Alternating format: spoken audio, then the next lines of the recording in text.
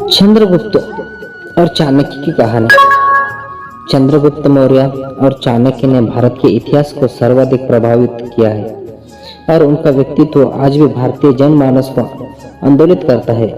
एक सम्राट के तौर पर चंद्रगुप्त मौर्य और एक राजनीतिक चिंतक के रूप में चाणक्य जैसी विभूतियां आज तक इस धरती पर दोबारा नहीं जन्मी है। इन दोनों ने मिलकर भारत को एक शक्तिशाली देश में परिवर्तित कर दिया है और भारत को यूनानी दास्तान से ही मुक्ति दिलवाई है। चंद्रगुप्त मौर्य और चाणक्य की कथा किसी परी कथा से कम नहीं है। इस कहानी की शुरुआत धनानंद के उस दरबार से होती है जब चाणक्य सिकंदर के आक्रमण से देश की रक्षा करने के लिए धनानंद के सम्मुख प्रस्तुत होते हैं।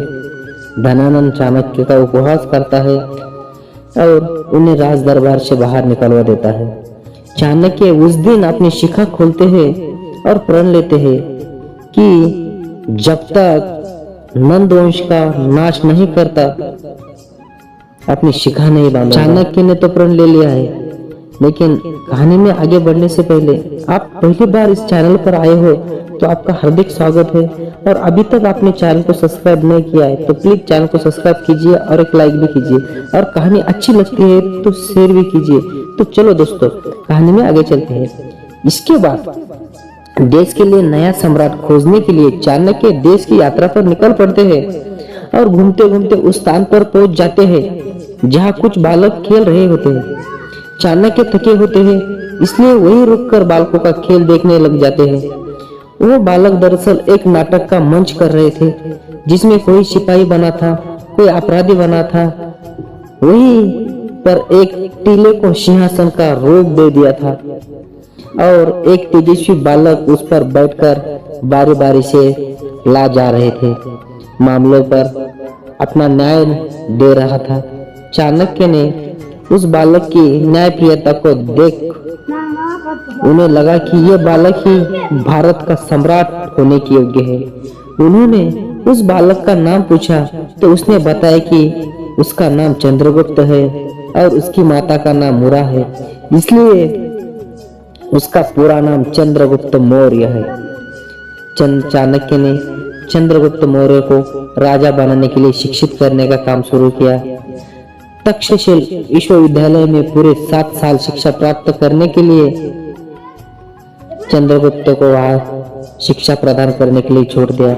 बाद में चंद्रगुप्त मौर्य युद्ध और राजनीति में माहिर हो गए और उन्होंने जल्दी ही पूरे देश में यूनानियों को मार भगाया और नंद वंश को पदच्युत कर दिया। इस तरह चाणक्य ने चंद्रगुप्त मौर्य को सम्राट बनाकर नंद वंश को समाप्त करने की अपनी प्रतिज्ञा पूरी की और अपनी शिखा बांध ली। चंद्रगुप्त ने चाणक्य को अपना प्रमुख अमात्य बना लिया और मौर्य वंश को भारत में लंबे समय तक स्थापित किया। दोस्तों, ये पूरी कहानी तो नहीं थी, सिर्फ चंद्रगुप्त मौर्य को राजा बनाने के लिए चाणक्य का छोटा सा प्रयास था, वही आपने देखा। अपन बाद में ये कहानी आपको अच्छी लगती है तो बाद में अपन चंद्रगुप्त मौर्य की पूरे एपिसोड एक भाग से लेकर अंत तक अपन कहानी देखेंगे, सुनेंगे। जब तक के लिए एक लाइक और सब्सक्राइब नहीं किया तो सब्सक्राइब कीजिए और कहानी में लगे रहने के लिए धन्यवाद।